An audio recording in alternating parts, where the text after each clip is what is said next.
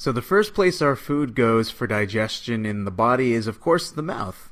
And the mouth actually has a couple of names, believe it or not. Of course, we call it the mouth most commonly, but it's also known as the oral cavity, or even the buccal cavity. The oral or the buccal cavity.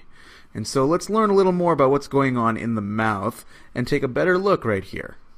The overall goal of the mouth is to take food and convert it into something called a bolus. And a bolus is just a sphere of food that is easier for us to digest. And now we do this in two main steps. So the first thing we do is we chew our food, and this is something we're very familiar with. There's a very fancy scientific term for chewing, and that's called to masticate or mastication. That's just to chew your food. And there are two things in our mouth that allow us to chew. First, of course, are our teeth, and we'll talk about these extensively in another video. And the second is our tongue. The tongue, as you know, sits right here, and it has a fancy name as well, which would be important to know. It's called the lingula. The lingula, and that will come in handy in a little bit. The tongue is made up of two types of muscles. There are extrinsic muscles that sit outside of the tongue and anchor into the tongue, and there are also intrinsic muscles. And intrinsic muscles are those that only sit within the body of the tongue. They're only located in here. Extrinsic muscles let us do things like elevate or raise the tip of our tongue, and the opposite, depress or lower the tip of our tongue. It lets us protrude our tongue out of our mouth, and it also allows us to retract our tongue back into the mouth. On the other hand, intrinsic muscles, because they're only located within the body of the tongue, will change the size of the tongue as it contracts. So there are types of muscles that can shorten and widen your tongue, and these are ones that run from the tip of the tongue to the back of your mouth, and so we'll say they run anterior, A, to posterior. And then there are also muscles in your tongue that can allow it to lengthen and narrow. So narrow because we're pulling the tongue out, and these are ones that run from your right side to the left side of your mouth, or side to side. So I'll write right to left over here. Alright, awesome. So after we've accomplished mastication, what's the next step? Well, the next step is that we break down the food particles by hydrolysis. And hydrolysis, as you might recall, is a process where enzymes break down macromolecules. Now, the enzymes that cause hydrolysis in our mouth come from glands. And there are a bunch of glands that sit in our mouth, and we'll talk about which ones. They each contribute a certain component of our saliva that we'll talk about right here, and they do different things. So one, our glands can primarily release serous content. So serous content means things that are rich in enzymes and salts. Alright, so we'll focus on enzymes. The other type of content our glands can release are mucinous things. So mucinous things, which are mainly composed of mucin, which you might recall is sort of the same way we spell mucus.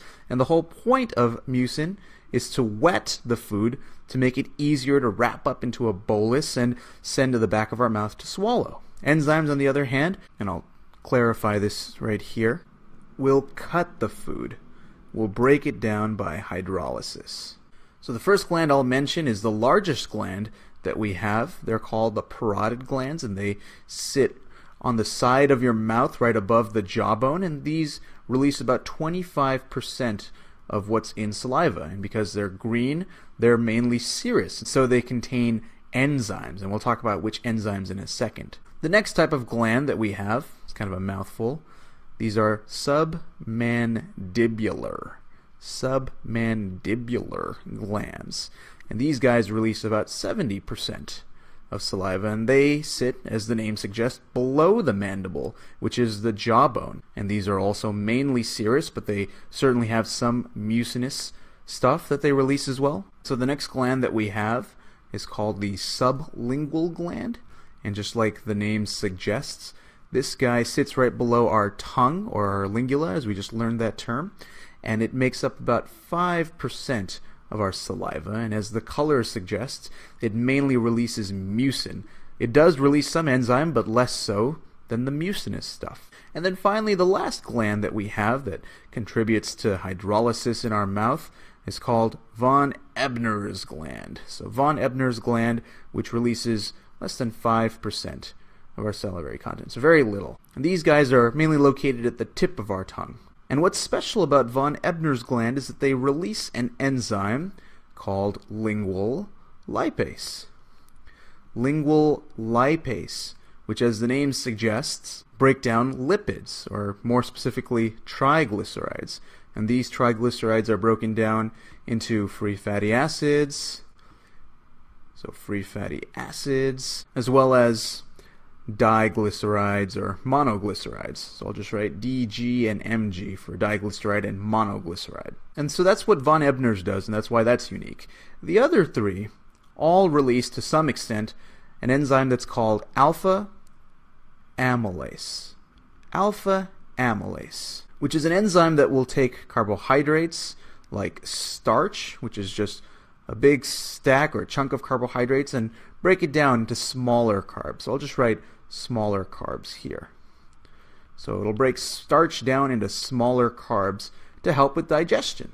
And when I say digestion, I should clarify that the amount of hydrolysis, or the extent of breakdown that we have from these enzymes here, and also from the cutting of food, is very insufficient for absorption of nutrients. The only reason that we actually have digestion occur by enzymes in the mouth is for taste. When we break down our starch and when we break down our lipids, that helps us really appreciate some of the fats in our burgers or some of the sugar that's in our sodas. The problem, though, is when we have too much sugar in our mouth, because the mouth likes to sit around at a pH of about 7, pretty neutral. But when we have a lot of sugar, as you know, there are a bunch of hydroxyl groups that sit on your glucose molecules. Hydroxyl groups can be acidic, and if we drop the pH down to something like less than pH of 5.5, we can actually start to demineralize or break down teeth because of the acidic nature of your mouth. And so I'm going to keep that in mind next time I reach for a soda.